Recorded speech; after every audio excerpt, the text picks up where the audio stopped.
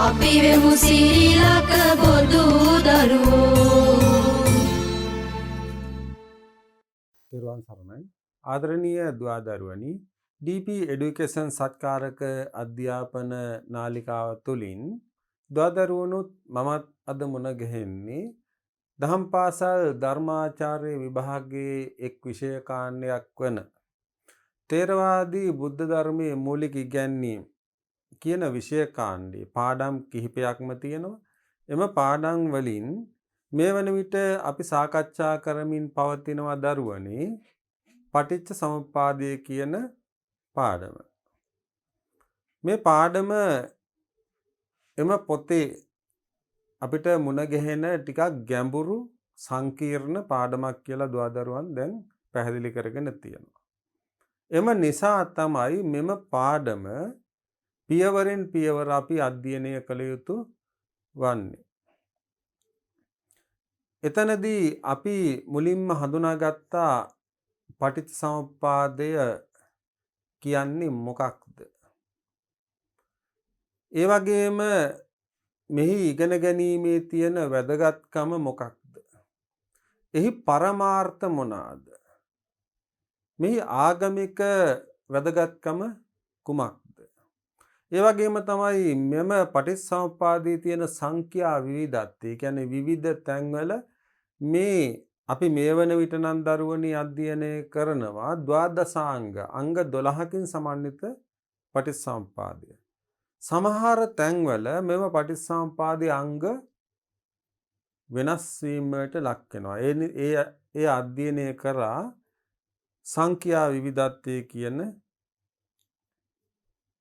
මාතෘකාව යටතේ. මේ වන විට අපි දැනගත්තා ද්වාදසාංග පටිච්චසමුප්පාදය කියන්නේ මොකක්ද කියලා. ඒ යටතේ අපි අවිජ්ජාපච්චය සංඛාරා, සංඛාරපච්චය විඥානං, විඥානපච්චය නාම රූපං, නාම රූපපච්චය සලආයතනං, සලආයතනපච්චය පස්සෝ, පස්සපච්චය වේදනා, වේදනාපච්චය තණ්හා, තණ්හාපච්චය උපාදානං, උපාදානපච්චය භවෝ, භවපච්චය ජාති, ජාතිපච්චය ජරා මරණං ශෝක පරිදේව දුක්ඛ දෝමනස්ස උපායාස සම්භවಂತಿ ඒවමේතස්ස කේවලස්ස දුක්ඛක්ඛන්දස්ස සමුදය හෝති. එතකොට ඒ යටතේ අපි මුලින්ම සාකච්ඡා කරා දරුවන්ට මතකයි අවිජ්ජාපච්චය සංඛාරා. අවිද්‍යාව හේතු වීමෙන් සංස්කාරෝ ඇති වෙනවා. මෙතනදී අවිද්‍යාව කියන්නේ යම් කිසි දෙයක් පිළිබඳව තත්වාකාරයෙන් නියමාකාරයෙන් නොදැනීම අවිද්‍යාව කියලා අපි හඳුනගත්තා. ඒ වගේම අභිධර්මයේ ඒ සඳහන් වෙනවා දුක, දුක ඇතිවීමේ හේතුව, දුක නැති කිරීම, දුක නැති කිරීමේ මාර්ගය නොදැනීම අවිද්‍යාවයි කියලා. ඒ වගේම සංඛාර කියන වචනේ අපි හඳුනාගත්තා. එතකොට අවිජ්ජාපච්චය සංඛාරා කියන හේතුඵල වාදී කොටස් වල කොටස් දෙකක් අපි සාකච්ඡා කරා. අද අපි සාකච්ඡා කිරීමට බලාපොරොත්තු වෙනවා දරුවනේ සංඛාරපච්චය විඥානං. සංස්කාර ප්‍රත්‍ය වීමෙන් ප්‍රතිසන්දි විඥානය වේ. එතකොට සංස්කාරයෝ හේතු ප්‍රත්‍ය වීමෙන් ප්‍රතිසන්දි විඥානය ඇති වෙනවා. බලමු විඥානය කියන්නේ මොකක්ද මෙහිදී. මෙහි විඥානය නම් සිතයි. මෙහි විඥානය නම් සිතයි. එම සිත ඇස ඇසුරු කොට උපදනා සිතය, කන ඇසුරු කොටගෙන උපදනා සිතය ආදි වශයෙන් සය වැදෑරුම් වේ. එම සිත් චක්කු විඥානය, සෝත විඥානය, ගහන විඥානය, ජීවා විඥානය, කාය විඤ්ඤාණය මනෝ විඤ්ඤාණය යනුවෙන් හැදින්නේ. මෙම විඤ්ඤාණයෙන් කුසලයක් හෝ අකුසලයක් හෝ අව්‍යාකෘතියක් හෝ සිදු කළ හැකිය. එහෙනම් මෙහි විඤ්ඤාණය මෙතනදී විඤ්ඤාණය කියන්නේ සිත. එම සිත ඇස ඇසුරු කොට උපදනා සිතය, කන ඇසුරු කොට උපදනා සිතය ආදී වශයෙන්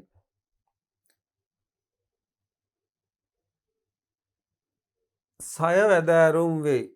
එම සිත් චක්කු විඤ්ඤාණය, සෝත විඤ්ඤාණය, ගහන විඤ්ඤාණය, જીවහා විඤ්ඤාණය, කාය විඤ්ඤාණය, මනෝ විඤ්ඤාණය යනුවෙන් හැදින්නේ. මෙම විඤ්ඤාණයෙන් බලන්න, මෙම විඤ්ඤාණයෙන් කුසලයක් හෝ අකුසලයක් හෝ අව්‍යාකෘතියක් සිදු කළ හැකිය. එහෙනම් චක්කු, සෝත, ගහන, જીවහා, කාය, මන. චක්කු, සෝත, ගහන, જીවහා, කාය, මන කියන මෙන්න මේ විඤ්ඤාණයන් ඇසුරෙන් කුසලයක් හෝ අකුසලයක් හෝ අව්‍යාකෘතියක් සිදු කරන්න පුළුවන්. මේ පටිච්චසමුප්පාදයේදී විඤ්ඤාණ යනුවෙන් ගනු ලබන්නේ විපාක විඤ්ඤාණයයි. අනවන් අපි මෙතනදී මේ පටිච්චසමුප්පාදයේදී දරුවනේ පටිච්චසමුප්පාදයේදී විඤ්ඤාණ යනුවෙන් ගනු ලබන්නේ විපාක විඤ්ඤාණය. එම විපාක විඤ්ඤාණය සසර කොතනක නමුත් ඉපදීමේදී පහළවන ප්‍රතිසන්දි ප්‍රවෘත්ති විපාක දෙකම දීමට ශක්තිය ඇති විඤ්ඤාණයයි. මුලින් සඳහන් කළ අවිද්‍යාව නිසා කුසල අකුසල කර්ම රැස් කර තැනැත්තා මරණයට පත් වූ විට ඊට අනතුරුව යම් කර්මයක් හේතු කොටගෙන ඊට අනුරූප වන ස්ථානයක මනෝවිඤ්ඤාණය පහළ වේ. භවයකදී පළමුවෙන්ම පහළවන ඒ මනෝවිඤ්ඤාණයට ප්‍රතිසන්දි විඤ්ඤාණයයිද කියනු ලැබේ. එය පහළවීමෙන් සත්වයා දෙවන භවයකට පැමිණියේ යයිද දෙවන භවයක උපන්නේ යයිද කියනු ලැබේ. මෙසේ සංස්කාර ප්‍රත්‍ය වීමෙන් විඤ්ඤාණය වෙනවා. අපි ඒ ටික නැවත සාකච්ඡා කරමු. බලන්න, මේ පටිච්චසමුප්පාදයේදී විඤ්ඤාණය යනුවෙන් ගනු ලබන්නේ විපාක විඤ්ඤාණයයි. බලන්න, මෙතනදී විඤ්ඤාණය නම් සිත, එම සිත ඇසුරු කොටගෙන උපදිනා සිත, කන ඇසුරු කොටගෙන උපදිනා සිත ආදි වශයෙන් සය වැදෑරුම් වෙනවා. එම සිත් තමයි අපි කිව්වේ දරුවනි චක්කු විඤ්ඤාණය, සෝත විඤ්ඤාණය, ගහන විඤ්ඤාණය, જીවහා විඤ්ඤාණ, කාය විඤ්ඤාණ සහ මනෝ විඤ්ඤාණ. මෙම විඤ්ඤාණයෙන් කුසලයක් හෝ අකුසලයක් හෝ අව්‍යාකෘතියක් හෝ සිදු කළ හැකිය. දැන් අපි මෙතෙන් නෙමු නැවත. මේ පටිච්චසමුප්පාදයේදී විඤ්ඤාණය යනුවෙන් ගනු ලබන්නේ විපාක විඤ්ඤාණය. එහෙනම් අපි මේ සාකච්ඡා කරන පටිච්චසමුප්පාදයේදී විඤ්ඤාණය කියන්නේ දරුවනි විපාක විඤ්ඤාණය.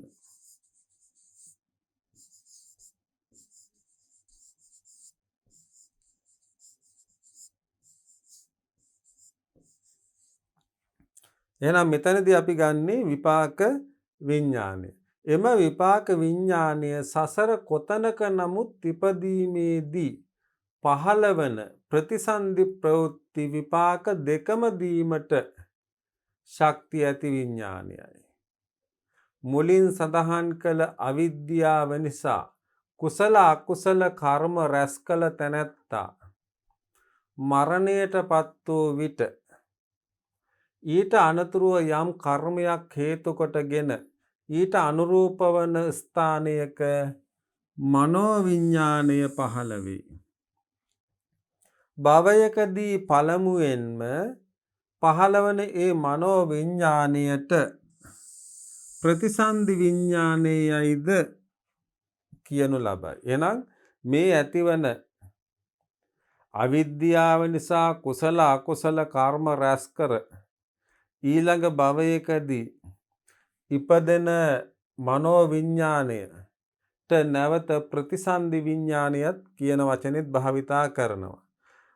භවයකදී පළමුවෙන්ම පහළවන ඒ මනෝවිඤ්ඤාණයට ප්‍රතිසන්දි විඤ්ඤාණය නමුත් හඳුන්වනවා. එය පහළවීමෙන් සත්වයා දෙවන භවයකට පැමිණියේ යයිද දෙවන භවයක උපන්නේ යයිද කියනු ලැබේ. මෙසේ සංස්කාර ප්‍රත්‍ය වීමෙන් විඤ්ඤාණය ඇති වෙනවා. එහෙනම් අවිද්‍යා පත්‍ය අවිද්‍යාව හේතු කොටගෙන සංස්කාරය ඇති වුණා. ඉන්න ඒ කියන සංස්කාර හේතු කොටගෙන දරුවනි විඤ්ඤාණය ඇති වුණා.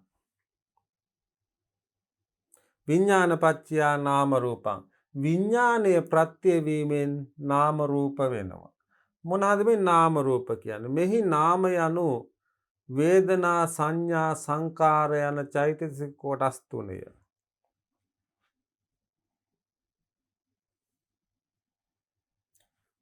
බලන්න මෙතන නාම කියලා කියන්නේ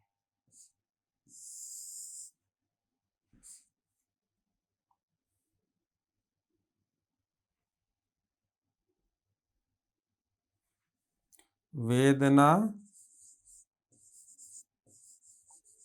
සංඥා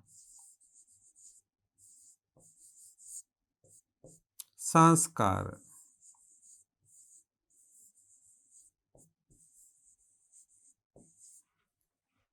මෙහි නාම කියන්නේ වේදනා සංඥා සංකාර කියන චෛතසික කොටස් තුනයි.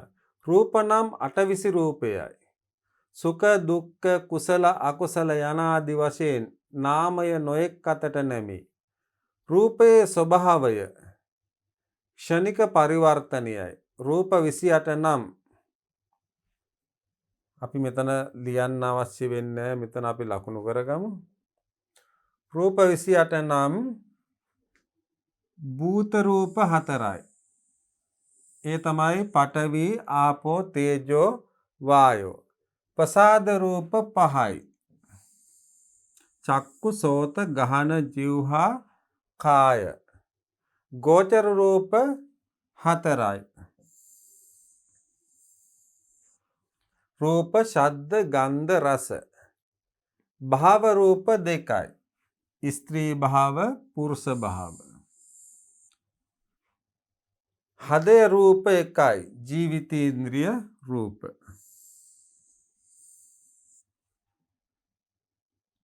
ආහාර රූප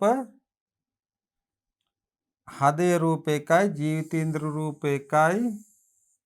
ආහාර රූප 1යි. පරිච්ඡේද රූප 1යි. විඤ්ඤාති රූප 2යි. විකාර රූප 3යි. ලක්ෂණ රූප 4යි. බලන්න මෙහි නාම යනු වේදනා සංඥා සංකාර යන චෛතසික කොටස් තුන. රූප නම් 8 රූපයයි. සුඛ දුක්ඛ කුසල අකුසල යනාදී වශයෙන් නාමය නොඑක් අතට නැමේ. රූපයේ ස්වභාවය ක්ෂණික පරිවර්තනයයි. රූප 28 සකස් වෙන්නේ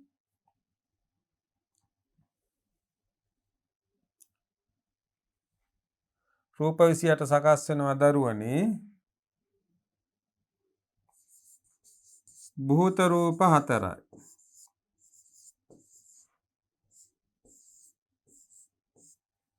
භූත රූප 4යි.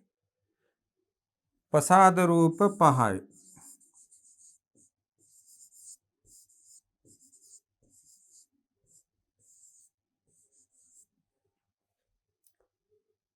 ඒ වගේම ගෝචර රූප 4යි.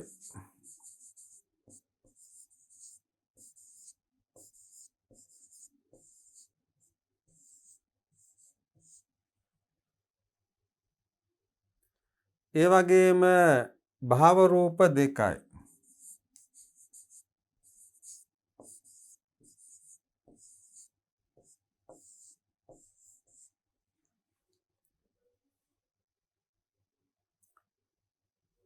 ඒ වගේම හදේ රූප 1යි.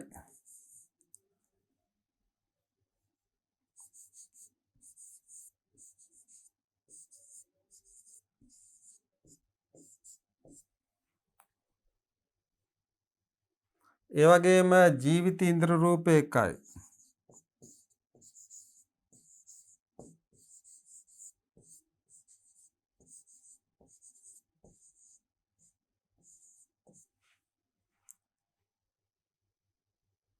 ඒ වගේම ආහාර රූප 1යි.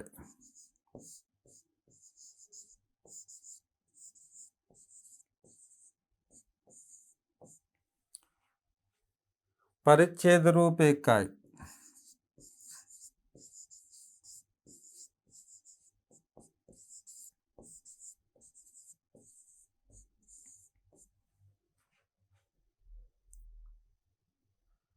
විඤ්ඤාණ රූප 2යි.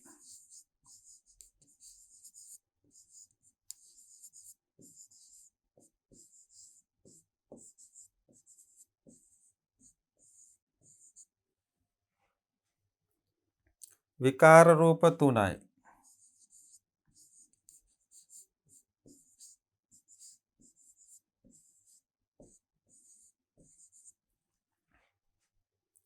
ඒ වගේම ලක්ෂණ රූප 4යි.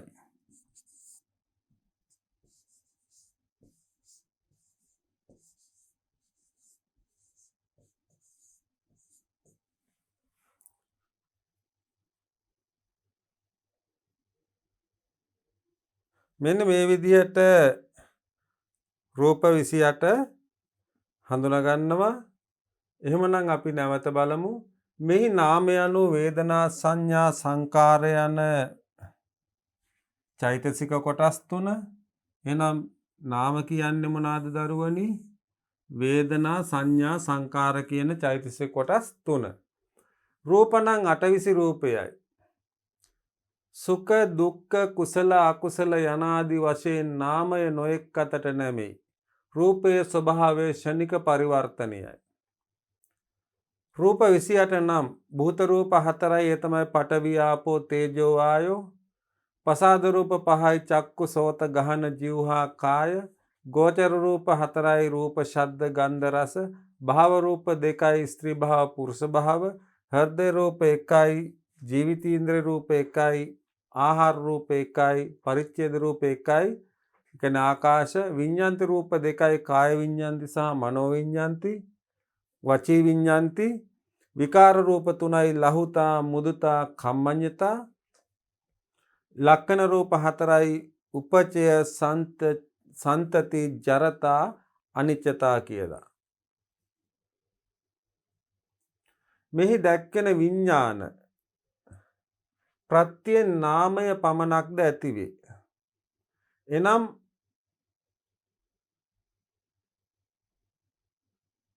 අරෝතල සංඛ්‍යාත චතුවෝකාර භවෙහිය. එහි පවතින්නේ වේදනා සංඥා සංකාර විඤ්ඤාණ යන ස්කන්ධ 4 පමණකි. විඤ්ඤාණ ප්‍රත්‍යයෙන් රූපය පමණක්ද ඇතිවේ. එනම් ඒකාවෝකාර නම් වූ අසඤ්ඤ භවෙහි උපත ලැබීමයි. එහි පවතින්නේ රූපස්කන්ධය පමණි. විඤ්ඤාණ ප්‍රත්‍යයෙන් නාම රූප දෙකම ඇතිවේ. එනම් පංචවෝකාර භව නම් වූ කාම භව රූප භව දෙකෙහි උපත ලැබීමයි. එහි පංචස්කන්ධයම පවතී. මෙහි කාම ලෝක නම් සතර අපාය, සදිව්‍ය ලෝක සහ මනුෂ්‍ය ලෝකයයි. රූප ලෝක නම් අසඤ්ඤ සත්වතලය හැර සසු බ්‍රහ්ම ලෝක 15යි. මෙසේ විඤ්ඤාණ ප්‍රත්‍ය වීමෙන් නාම රූප වේ. අපි දන්නවා අවිද්‍යා ප්‍රත්‍ය වීමෙන් සංස්කාරය ඇති වුණා. සංස්කාර ප්‍රත්‍ය වීමෙන් විඥානය ඇති වුණා. විඥාන ප්‍රත්‍ය වීමෙන් නාම රූප ඇති වෙනවා. මෙහි දැක්කෙන විඥාන ප්‍රත්‍යයෙන් නාමය පමණක්ද ඇති වේ. එනම් අරුතල සංඛ්‍යාත චතුෝකාර භවෙහිය. එහි පවතින්නේ වේදනා සංඥා සංකාර විඥාන යන ස්කන්ධ 4 පමණකි. එහි රූප නැහැ. විඥාන ප්‍රත්‍යයෙන් රූපය පමණක්ද ඇති වේ. ඒ කියන්නේ විඥාන ප්‍රත්‍ය හේතු කොටගෙන දරුවනි නාමය පමණක් ඇති වෙන්නත් පුළුවන්, රූපය පමණක් ඇති වෙන්නත් පුළුවන්. එනම් ඒකවෝකාර නම් වූ අසඤ්ඤ භවෙහි උපත ලැබීමයි. එහි පවතින්නේ රූපස්කන්ධය පමණි. බලන්න. මෙන්න මේ අර්ථ සංඛ්‍යාත චතුෝකාර භවෙහි පවතින්නේ නාමය පමණයි. ඒ තමයි වේදනා සංඥා සංකාර විඤ්ඤාණ ස්කන්ධ 4 පමණයි. විඥාන ප්‍රත්‍යයෙන් රූපය පමණක්ද ඇති වේ. බලන්න විඥාන ප්‍රත්‍යයෙන් නාමය පමණක්ද ඇති වේ. ඒ සඳහා උදාහරණ මේ. ඒ වගේම විඥාන ප්‍රත්‍යයෙන් රූපය පමණක්ද ඇති වේ. ඒ තමයි මේ උදාහරණය. එහි පවතින්නේ රූපස්කන්ධය පමණි. විඥාන ප්‍රත්‍යයෙන් නාම රූප දෙකම ඇති වේ. බලන්න. විඥාන ප්‍රත්‍යයෙන් නාම රූප දෙකම ඇති වෙන්නත් පුළුවන්. එනම් පංචවෝකාර භව නම් වූ කාම භව රූප භව දෙකේ උපත ලැබීමයි. එහි පංචස්කන්ධයම පවතී. බලන්න මෙතන මෙන්න මේ භවයේ ස්කන්ධ 4යි තියෙන්නේ. මෙහි ස්කන්ධ 1යි තියෙන්නේ. මේ කාම භව සහ රූප භව කියන එකේ පංචස්කන්ධයම තියෙනවා. එහෙනම් විඥාන ප්‍රත්‍ය වීමෙන් නාම පමණක් ඇති වෙන්නත් පුළුවන්. විඥාන ප්‍රත්‍ය වීමෙන් රූප පමණක් ඇති වෙන්නත් පුළුවන්. විඥාන ප්‍රත්‍ය වීමෙන් නාම රූප දෙකම ඇති වෙන්නත් පුළුවන්. එහෙමනම් විඥාන ප්‍රත්‍ය වීමෙන් නාම රූප දෙකම ඇති වෙනවා කාම භව හා රූප භව දෙකකි. කාම භව හා රූප භව. එහි පංචස්කන්ධයම පවතී. මෙහි කාම ලෝක නම් අපි දන්නවා කාම ලෝක අපි හඳුනාගත්තා මොනවාද? සතර අපාය, දිව්‍ය ලෝක 6 සහ මනුෂ්‍ය ලෝකය. සතර අපාය කාම ලෝක තමයි සතර අපාය. සදිව්‍ය ලෝක නැත්නම් දිව්‍ය ලෝක 6 සහ මනුෂ්‍ය ලෝකය. ඒ වගේම රූප ලෝක නම් අසඤ්ඤ සත්ත්ව තලය. හැර සසු බ්‍රහ්ම ලෝක 15යි. මෙසේ විඥාන ප්‍රත්‍ය වීමෙන් නාම රූප වේ. එහෙනම් මෙතන ලෝක 11ක් තියෙනවා. කාම ලෝකයට අදාළ ලෝක 11ක් තියෙනවා. ඒ තමයි සතර අපාය, සදිව්‍ය ලෝකය සහ මනුෂ්‍ය ලෝකය. රූප ලෝකයට 15ක් තියෙනවා. බ්‍රහ්මතල 15. ඒ වගේම අරූප ලෝකෙට ආකාසඤ්ඤායතනෙ, විඥානඤ්ඤායතනෙ, ආකින්චඤ්ඤායතනෙ, නේව සංඥා, නා සංඥායතනෙ කියලා 4ක් අපි සාකච්ඡා කරා. එහෙමනම් මෙහි දක්වන විඥාන ප්‍රත්‍යයෙන් නාමය පමණක්ද ඇති වෙනවා.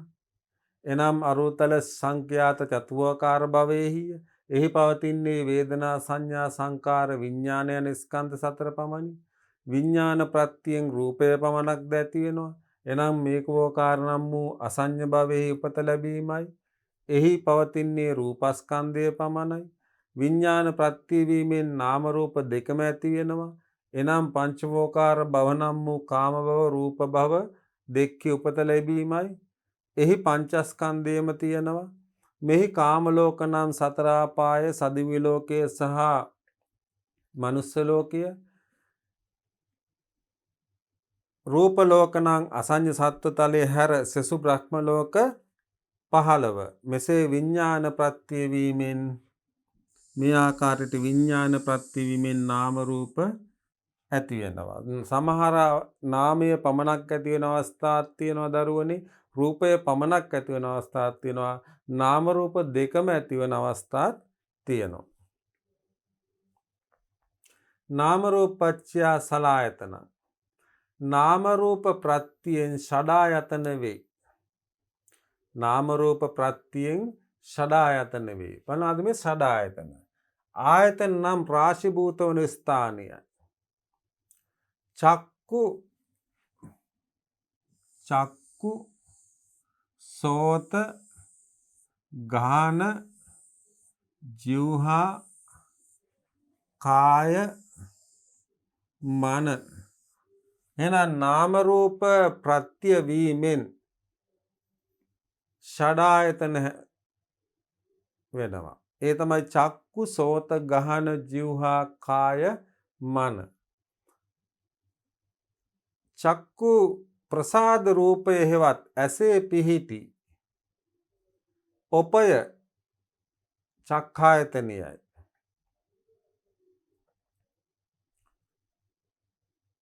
සෝත ප්‍රසාද රූපය හෙවත් කනේ පිහිටි ඔපය සෝතායතනයයි.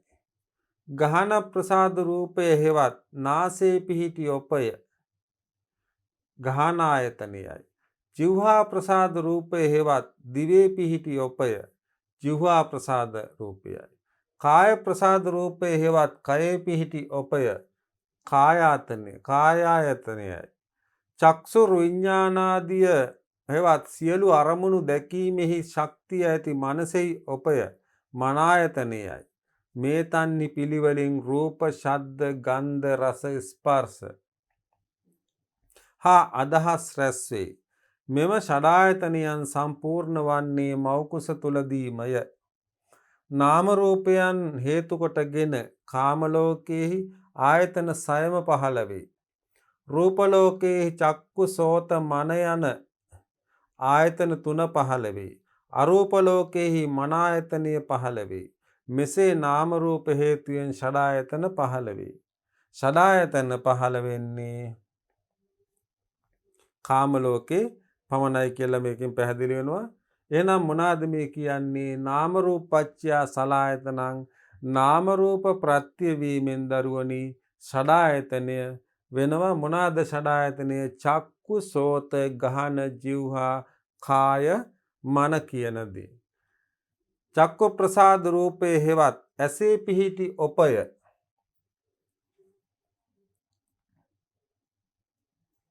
එහෙනම්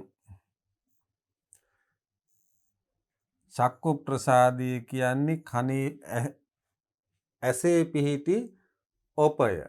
සෝත ප්‍රසාද රූපේ හෙවත් කනේ පිහිටි ඔපය සෝතායතනයයි. ගහන ප්‍රසාද හෙවත් බලන්න චක්කු ප්‍රසාද රූපය හෙවත් කනේ පිහිටි ඔපය චක්ඛු ආයතනයයි. සෝත ප්‍රසාද රූපය හෙවත් කනේ පිහිටි ඔපය සෝතායතනයයි. ගහන ප්‍රසාද රූපය හෙවත් නාසයේ පිහිටි ඔපය ගහනායතනයයි. ජීවහා ප්‍රසාද රූපය හෙවත් දිවේ පිහිටි ඔපය ජීවහා ප්‍රසාද රූපයයි. කාය ප්‍රසාද රූපය හෙවත් කයේ පිහිටි ඔපය කායායතනයයි. චක්සුර් විඥානාදිය හෙවත් සියලු අරමුණු දැකීමෙහි ශක්තිය ඇති මනසෙහි ඔපය මනායතනයයි. මේ තන්හි පිළිවෙලින් රූප, ශබ්ද, ගන්ධ, රස, ස්පර්ශ හා අදහස්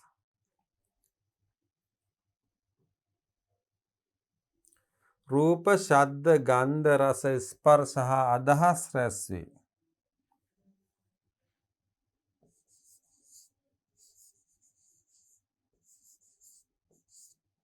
චක්කු සෝත ගහන ජීවහා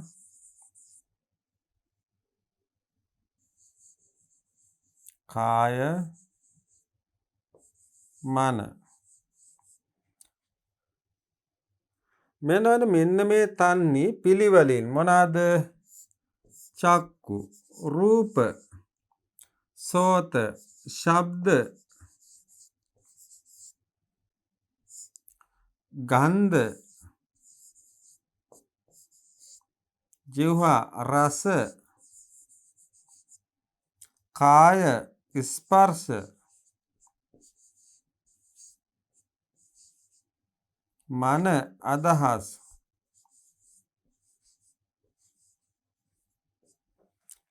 එහෙනම් චක්කු, සෝත, ගහන, જીවහා, කාය, මන යන තන්වල පිළිවෙලින් රූප, ශබ්ද, ගන්ධ, රස, ස්පර්ශ, අදහස් රැස් වෙනවා. මෙම ෂඩායතනයන් සම්පූර්ණ වන්නේ මව කුස තුලදීමය. බලන්න මෙන්න මේ ආයතන සියල්ලම මෙන්න මේ කියන ආයතන ෂඩ් ආයතනම සම්පූර්ණ වන්නේ දරුවනි මව කුස තුලදීම.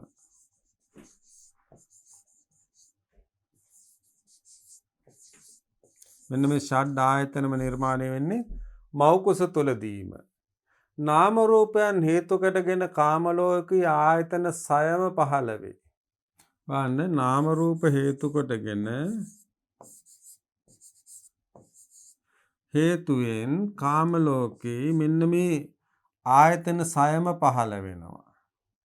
රූප ලෝකේ චක්කු සෝත මන මෙන්න මේ ආයතන 6ම.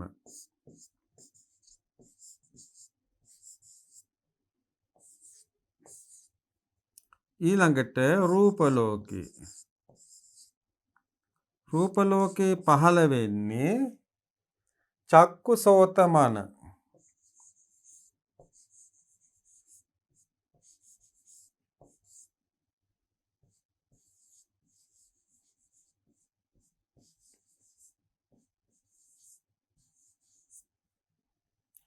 ඊළඟට අරූප ලෝකේ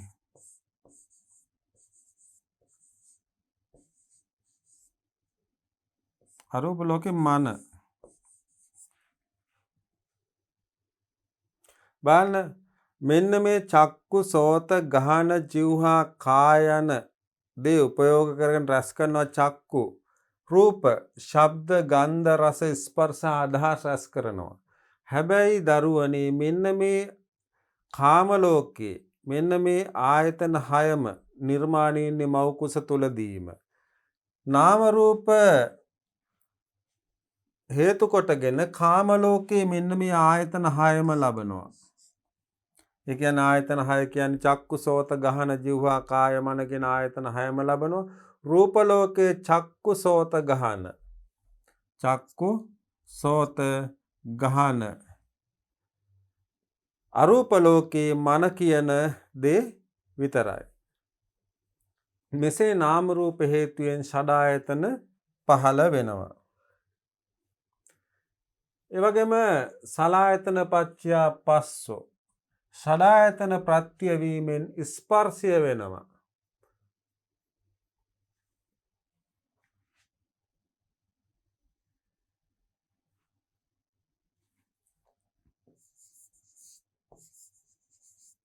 චක්කු සෝත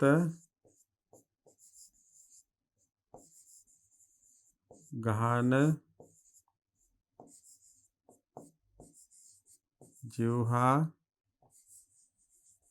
කාය මන මෙන්න මේ කියන ෂඩ් ආයතන ප්‍රත්‍ය වීමෙන් මොනවාද ඇති වෙන්නේ? ස්පර්ශය.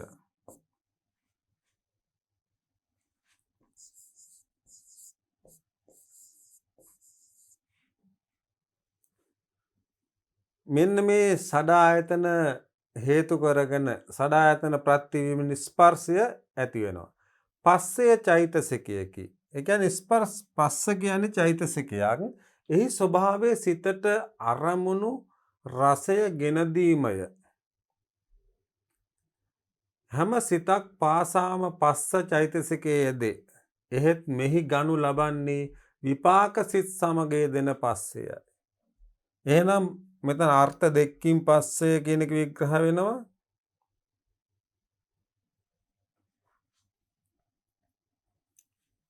ඒ කියන්නේ පස්සය කියන්නේ කරන්නේ සිතට අරමුණු රසය. සිතට අරමුණු රසය ගෙන දීම.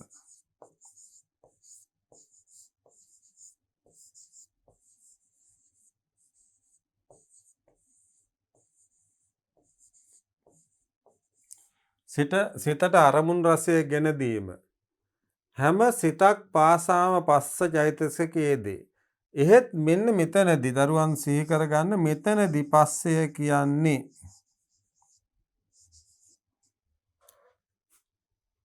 විපාක සිත් සමග දෙන පස්සය.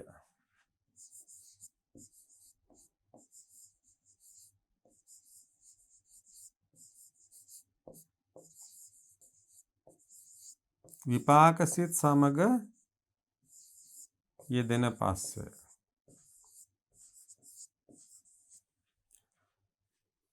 විභංග ප්‍රකරණී විස්තර වන අන්දමට ආයතනයන්ගේ වශයෙන් ස්පර්ශය සයවැදෑරුම්ය. ස්පර්ශය ආකාර 6ක් වෙනවා. මොකක් අනුවද? විභංග ප්‍රකරණී විස්තර වන අන්දමට. විභංග ප්‍රකරණී විස්තර වන අන්දමට ආයතනයන් වශයෙන් ස්පර්ශය සයවැදෑරුම් ය. මොනවාද? චක්කු සම්පස්ස, සෝත සම්පස්ස, ගහන සම්පස්ස, ජීවහා සම්පස්ස, කාය සම්පස්ස සහ මනෝ සම්පස්ස යනුවෙන්. එහෙනම් විභංග ප්‍රකරණයේ සඳහන් වන අන්දමට ආයතනයන්ගේ සදහායතනයන්ගේ ස්පර්ශය සයවැදෑරුම් ඒ තමයි චක්කු සම්පස්ස, සෝත සම්පස්ස, ගහන සම්පස්ස, ජීවහා සම්පස්ස, කාය සම්පස්ස, මනෝ සම්පස්ස යනුවෙන්. නාම රූප පත්‍යා සලආයතනං යයි දැක්කූ තැන සඳහන් වන ආයතන 6 ආධ්‍යාත්මික ආයතනයයි. නාම රූප පත්‍යා සලආයතනං යයි දැක්කූ තැන සඳහන් වන ආයතන 6 ආධ්‍යාත්මික ආයතන. එතකොට මේ ටික නැවත බලමු දරුවනි. සලආයතන පත්‍යා පස්සෝ සදායතන ප්‍රත්‍ය වීමෙන් ස්පර්ශය වෙනවා. ස්පර්ශය කියන්නේ පස්සය චෛතසිකයක්. එහි ස්වභාවය සිතට අරමුණු රසය ගෙන දීමය.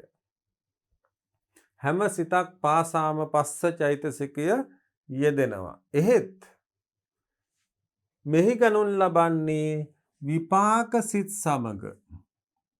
එන්න මෙතන පැහැදිලි කරගන්න. මෙහි ගනු ලබන්නේ විපාක සිත් සමග යෙදෙන පස්සය. විභංග ප්‍රකරණයේ විස්තර වන අන්දමට ආයතනයන් වශයෙන් ස්පර්ශය සයවැදෑරුම්ය. එනම් චක්කු සම්පස්ස, සෝත සම්පස්ස, ගහන සම්පස්ස, ජීවහා සම්පස්ස, කාය සම්පස්ස සහ මනෝ සම්පස්ස. නාම රූප පත්‍යා සලආයතන යයි දැක්කූ තැන සඳහන් වන ආයතන 6 ආධ්‍යාත්මික ආයතනයයි. එහෙනම් නාම රූප පත්‍යා සලආයතන කියලා දැක්ක තැන සඳහන් වන ආයතන 6 ආධ්‍යාත්මික ආයතන. රූපායතන, සද්ධායතන, ගන්ධායතන, රසායතන, පොට්ටබ්බායතනය, ධම්මායතනය, චක්ඛායතනය ආදී ගැටෙන ආයතන 6ක්ද වේ.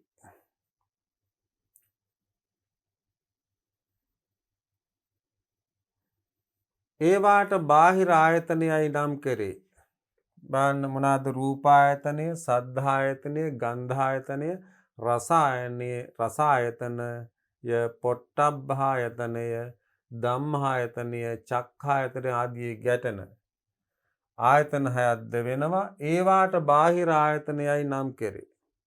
එම ආධ්‍යාත්මික ආයතන සය සමග බාහිර ආයතන ගැටීමෙන් ස්පර්ශය ඇතිවේ. චක්කුංච පටිච්ච රූපේච උප්පජ්ජති චක්කු විඤ්ඤාණං තින්නං සංගති පස්සෝ. එහෙනම් මොකද්ද මෙතන පැහැදිලි කරන්නේ? රූපායතනෙ, සද්ධායතනෙ, ගන්ධායතනෙ, රසායතනෙ, පොට්ටබ්බායතනෙ, ධම්මායතනෙ, චක්ඛායතන ආදී ගැටෙන ආයතන සයක් වෙනවා. ඒවාට බාහිර ආයතනයයි නම් කරනවා. එම ආධ්‍යාත්මික ආයතන සය සමග බාහිර ආයතන ගැටීමෙන් ස්පර්ශය ඇති වෙනවා. මෙන්න බලන්න එම ආධ්‍යාත්මික ආයතන සය සමග බාහිර ආයතන ගැටීමෙන් ස්පර්ශය ඇති වෙනවා. චක්කුංච පටිච්ච රූපේච බලන්න චක්කු පටිච්ච රූපේච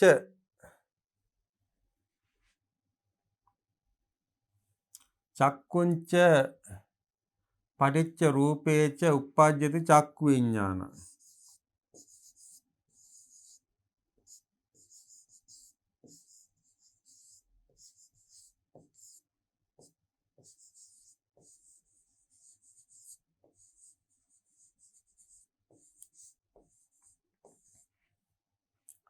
චක්කු විඤ්ඤාණ ඇසත් රූපත් නිසා චක්කු විඤ්ඤාණය උපදිනවා. එහෙනම් ඇසයි රූපෙයි හේතු කරගෙන මෙතන චක්කු තියෙන්නේ. ඒ කියන්නේ ඇස බිහි වෙනවා. මොකද්ද? චක්කු විඤ්ඤාණය. ඇස රූපය චක්කු විඤ්ඤාණය යන තිදෙනාගේ එක්වීම මෙන්න මේ තුනීම එකතුවෙන් මොනවාද ඇති වෙන්නේ? ස්පර්ශය.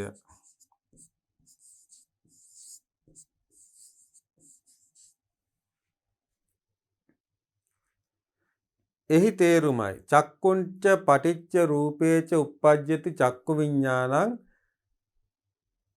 තින්නං සංගති පස්සෝ. එහෙනම් මේ තේරුම තමයි ඇසත් රූපයත් හේතුයෙන් චක්කු විඤ්ඤාණය පහළ වෙනවා. ඒ වගේම ඇසයි රූපේ චක්කු විඤ්ඤාණයේ තුනේම එකතුයෙන් ස්පර්ශය ඇති වෙනවා. මෙසේ සදායතන ප්‍රත්‍ය වීම ස්පර්ශය ඇති වෙනවා. මෙන්න මේ ෂඩ් ආයතන හේතු වීමෙන් ස්පර්ශය ඇති වෙනවායි කියන එක තමයි මෙතන පැහැදිලි කරන්නේ. පස්සපච්චය වේදනා ස්පර්ශය ප්‍රත්‍ය වීමෙන් වේදනාව ඇති වෙනවා. එහෙනම් මෙතන වේදනා කියන්නේ මොනවාද? අරමුණු රස විඳීම මෙහි වේදනා නම් වේ. එහෙනම් වේදනාව කියන්නේ මොකද්ද? අරමුණු රස විඳීම.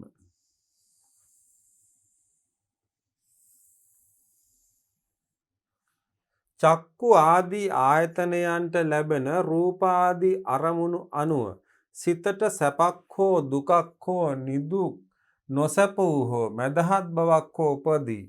ඒ අනුව සිතෙහි උපදින චෛතසිකයේ වේදනා නම් වේ. අපි මොනවා හරි දෙයක් ඇසට ලබලා එය සතුටක්ද දුකක්ද මධ්‍යස්ථ ස්වභාවයක්ද කියලා කුමන හෝ හැඟීමක් හිතට දැනෙනවා නම් ඒ උපදින චෛතසිකය තමයි වේදනා කියලා ගන්න. දැන් අපි සාමාන්‍යයෙන් වේදනාව කියන්නේ දුක්බර දෙයක්නේ.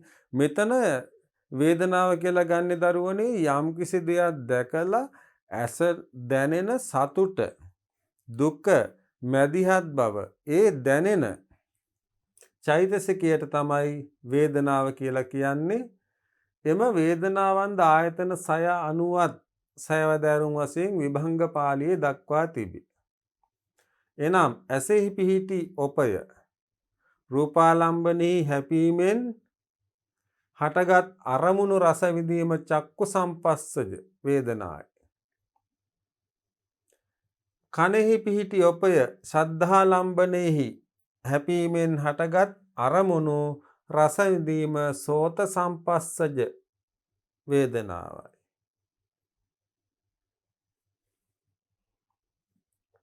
නහයේ පිහිටි ඔපය ගන්ධාලම්බනේහි හැපීමෙන් හටගත් අරමුණු රස විඳීම ගාහන සම්පස්සජ වේදනායි.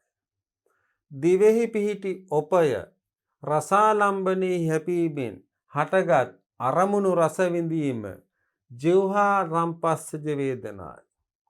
ශරීරයේ පිහිටි ඔපය ස්පර්ශාලම්බනේහි හැපීමෙන් හටගත් අරමුණු රස විඳීම කාය සම්පස්සජ වේදනායි. මන ආයතන ධර්මාලම්බනේහි හැපීමෙන් හටගත් අරමුණු රස විඳීම මනෝ සම්පස්සජ වේදනායි. මේ විඳීම් අනුව සත්‍යයේ සසර ගමන ඇති වෙයි. එහෙනම් අපි නැවත මේ ටික සාකච්ඡා කරමු. අරමුණු රස විඳීම මෙහි වේදනාව වශයෙන් ගන්නේ අරමුණු රස විඳීම. අපේ ඇහැ කුමන හෝ රූපයක් දෙස බලා අපි එයින් සතුටක් හෝ දුකක් හෝ වේදනාවක් හෝ කිසියම් හෝ මධ්‍යස්ථ බවක් ලබනවා නම් ඒ ලබන චෛතසිකය තමයි වේදනාව වශයෙන් මෙහිදී සඳහන් වන්නේ. එම වේදනාවන්ද ආයතන 6 අනුවත් එම වේදනාවන්ද ආයතන 6 අනුවත් සයවදාරුම් වශයෙන් විභංග පාළියේ දක්වලා තියෙනවා. කොහොමද?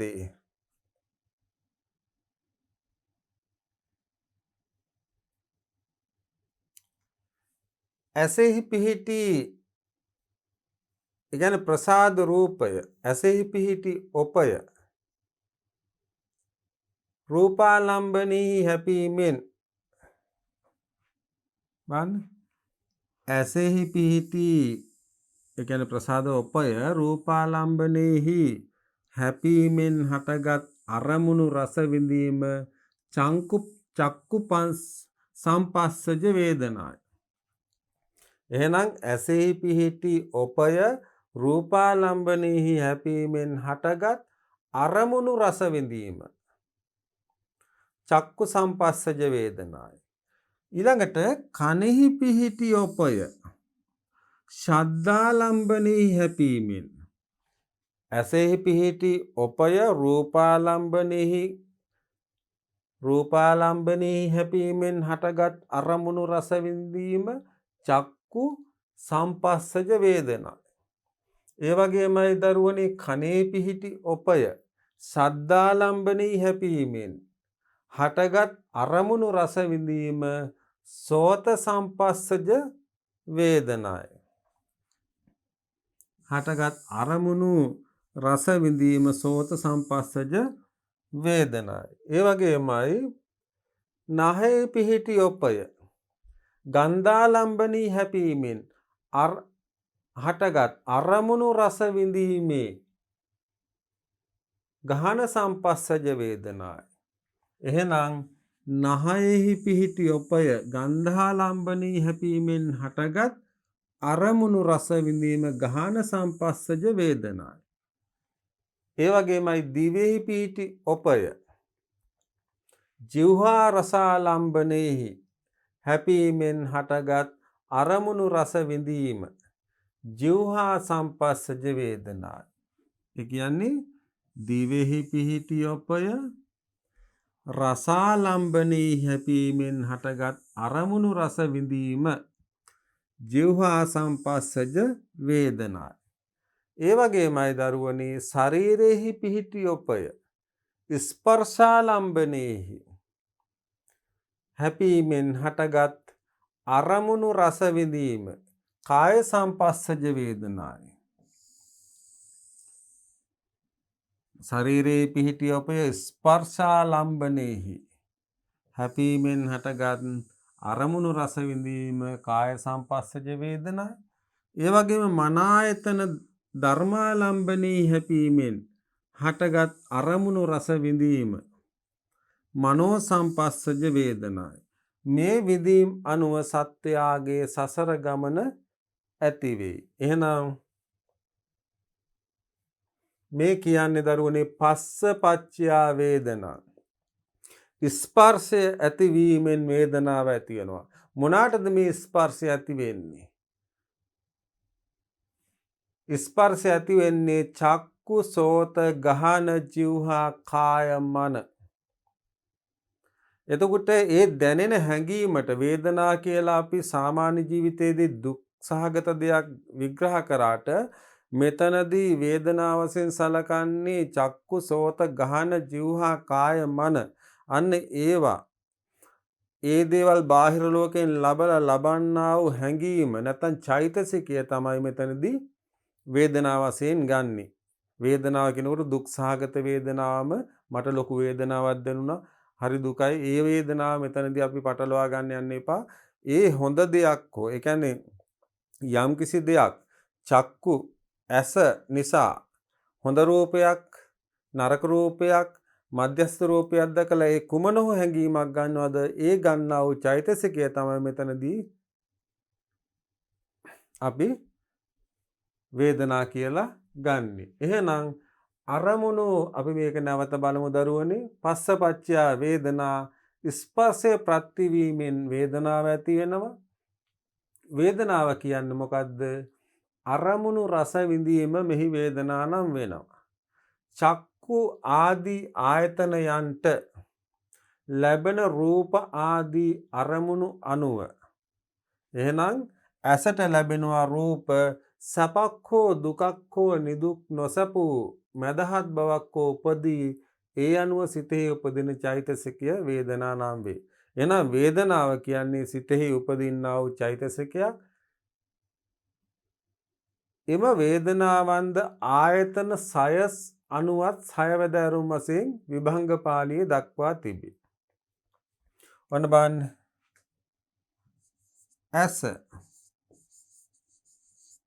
ඇස ගන්නේ මාද? ඇසෙහි පිහිටි ප්‍රසාද රූපය. ඇස ගැටෙනවා රූප සමග. ඇස ගැටෙනවා රූප සමග. එතකොට ඇස රූප සමග හැපීමෙන් හටගත් අරමුණු රස විඳීම මොකද්ද? චක්කු සම්පස්සජ වේදනා.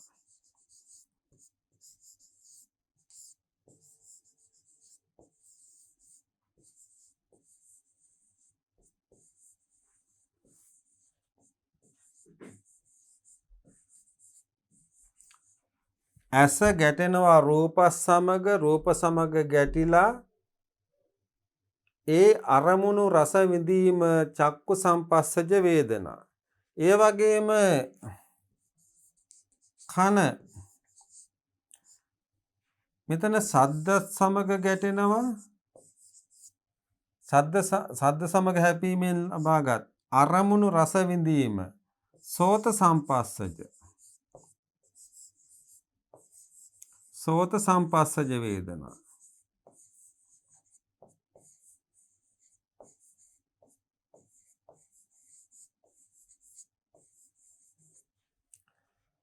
එහෙනම් ඇස රූපාලම්බනේ හැපීමෙන් හට ගන්නා වූ අරමුණු රස විඳීම චක්කු සම්පස්සජ වේදනායි. ඒ වගේම කන ශබ්දාලම්බනේ හැපීමෙන් හටගත් අරමුණු රස විඳීම සෝත සම්පස්සජ වේදනා. ඒ වගේමයි නහය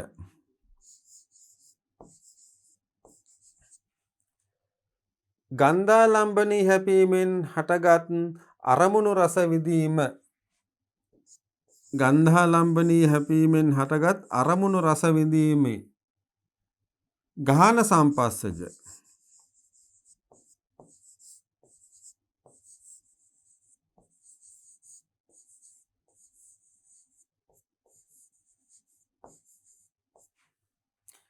ඒ වගේමයි දිවෙහි පිහිටි ඔපය රසාලම්බනෙහි ගැටීමෙන් හටගත් අරමුණු රස විඳීම ජීවහා සම්පස්සජ වේදනා.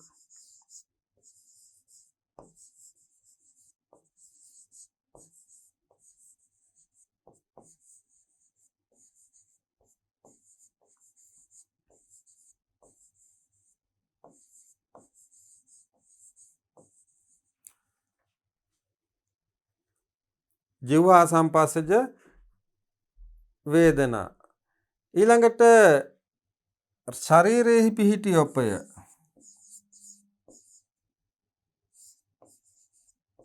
ස්පර්ශාලම්බනී ගැටීමෙන් ස්පර්ශාලම්බනයෙහි ගැටීමෙන් හටගත් අරමුණු රස විඳීම කාය සංපස්සජ වේදනා.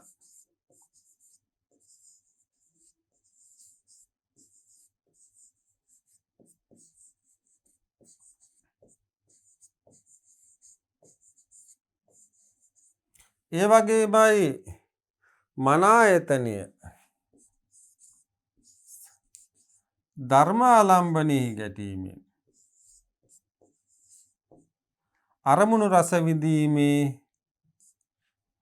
මනෝ සංපස්සජ වේදනා.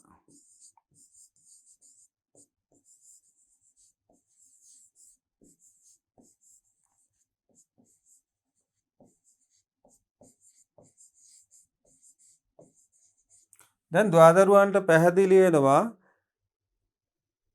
චක්කු සෝත ගහන જીවහා කාය මන චක්කු ආයතනය ඇස රූපය සමග ගැටීමෙන් ලබන්නා වූ අරමුණු රස විඳීම චක්කු සංපස්සජ සෝත සංපස්සජ වේදනා ගහන සංපස්සජ වේදනා જીවහා සංපස්සජ වේදනා කාය සංපස්සජ වේදනා මනෝ සංපස්සජ වේදනා කියලා මෙන්න මේ වේදනාව ආකාර 6ක් වෙනවා. එතකොට මේ ටික පැහැදිලි චක්කු සංපස්සජ වේදනා ඇස ගැටෙනවා රූප සමග ඒ අරමුණු රස විඳීම චක්කු සංපස්සජ කන ශබ්දත් එක්ක ඒ අරමුණු රස විඳීම සෝත සංපස්සජ නහසය ගන්ධත් එක්ක සුවඳත් එක්ක ඒක අරමුණු රස විඳීම ගහන සංපස්සජ දිව රසයත් එක්ක අන්නේ අරමුණු රස විඳීම જીවහා සංපස්සජ කය ස්පර්ශයත් සමග අන්නේ අරමුණු රස විඳීම කාය සංපස්සජ සිත ධර්මය සමග අන්නේ අරමුණු රස විඳීම මනෝ සංපස්සජ. මෙන්න මේ විදිහට චක්කු සෝත ගහන જીවහා කාය මන කියන ෂඩායතන අරමුණු සමග ගැටිලා ලබන්නා වූ සතුට දුක මැදිහත් බව කියන චෛතසිකය තමයි දරුවනේ මෙතන. ඒ චෛතසිකය තමයි වේදනාව විදිහට හඳුනගන්නේ. එහෙමනම් දැන් දුවදරුවන්ට අපි කොටස් කීපයක්ම කතා කරා. ඒ තමයි හේතුඵලවාදී දහම තමයි පටිච්චසමුප්පාදේ තමයි අවිජ්ජාපච්චය සංඛාරා සංඛාරපච්චය විඥානං විඥානපච්චය නාම රූපං නාම රූපපච්චය සලආයතනං සලආයතනපච්චය පස්සෝ පස්සෝපච්චය වේදනා වේදනාපච්චය තණ්හා තණ්හාපච්චය උපාදානං උපාදානපච්චය භවෝ භවපච්චය ජාති ජාතිපච්චය ජරා මරණ ශෝක පරිදේව දුක්ඛ දෝමනස්ස පායාස සම්භවಂತಿ එව මේ තස්ස කේවලස්ස දුක්ඛක්ඛන්දස්ස සමුදය හෝති. මෙන්න මේ විදිහට මෙන්න මේ විග්‍රහ කරපු පටිච්ච සමුප්පාදයේ කොටස් කීපයක් අද සාකච්ඡා කරලා අපි අවසන් කරා. අවිජ්ජාපච්චය සංඛාරා සංඛාරපච්චය විඥානං විඥානපච්චය නාම රූපං නාම රූපපච්චය සලආයතනං සලආයතනපච්චය පස්සෝ පස්සපච්චය වේදනා. එතකොට දුවදරුවන්ට දැන් පැහැදිලි අවබෝධයක් තියෙනවා පටිච්චසමුප්පාදය කියන්නේ මොකක්ද? ඒ වගේමයි බුද්ධ කාලීන ಭಾರತයේ හේතුඵලවාදී දහම ඉදිරිපත් කළ විවිධ ආගමික නායකයින් දාර්ශනිකයින් ඒ අදහස් බුදුන් කොටස් 4කට බෙදාගත්තා.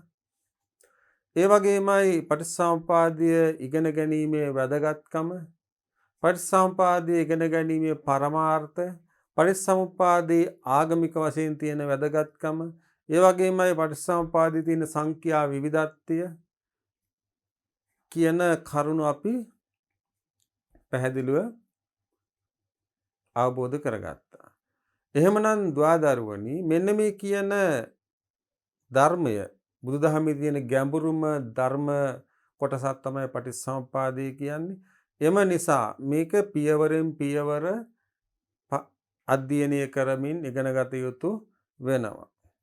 ඒ නිසා දුවදරුවන් නිතරම කටපාඩම් කළ යුතු තැන් කටපාඩම් කරමින් සටහන් කළ යුතු තැන් සටහන් කරමින් මෙන්න මේ කරුණු එකින් එක අවබෝධ කරගනී කියලා නැවතත් මේ කරපු පාඩම් අධ්‍යයනය කරමින් සාර්ථකව දහම් පාසල් ධර්මාචාර්ය විභාගයට මුහුණ දීමටත් ඒ වගේමයි දරුවනේ පටිච්චසමුපාදයේ දහම තමන්ගේ ජීවිතයට ලං කර ගනිමින් ලෝකේ සැබෑ තත්ත්වය පිළිබඳ නිවැරදි අවබෝධයක් ලබා ගැනීමටත් මේ කරුණු ඉගෙනීම ප්‍රයෝජනවත් වෙයි කියලා මම විශ්වාස කරනවා. එහෙමනම් දුවදරුවනි අදට මේ පාඩම මෙතකින් අපි સમાપ્ત කරනවා. නැවතත් මේ පටිච්චසමුපාද පාඩමක් තුළින්ම දුවදරුවන් අපි මුණ ගැහෙන අතුරු සියලු දෙනාට තෙරුවන් සරණයි. සබ්බදානං ධම්මදානං ජිනාති. සියලු දානයන්ට වඩා ධර්ම දානය උතුම් වන්නේය යන උතුම් බුදු වදන පසක් කරමින් දහම් පාසල් අධ්‍යාපනය ලබන සුවහසක් දුවදරුවන්ගේ දහම් ඇස විවර කරමින් සම්බුද්ධ ශාසනයේ චිරස්ථිතිය උදෙසා ධම්මික පෙරේරා ෆ්‍රැසිලා පෙරේරා පදනම මගින් සිදු කෙරෙන මහඟු සමාජ සත්කාරයයි අපි වෙමු ටීපී සිරිලක දහම් බොදු පාසල් දරුවෝ. අධ්‍යාපනය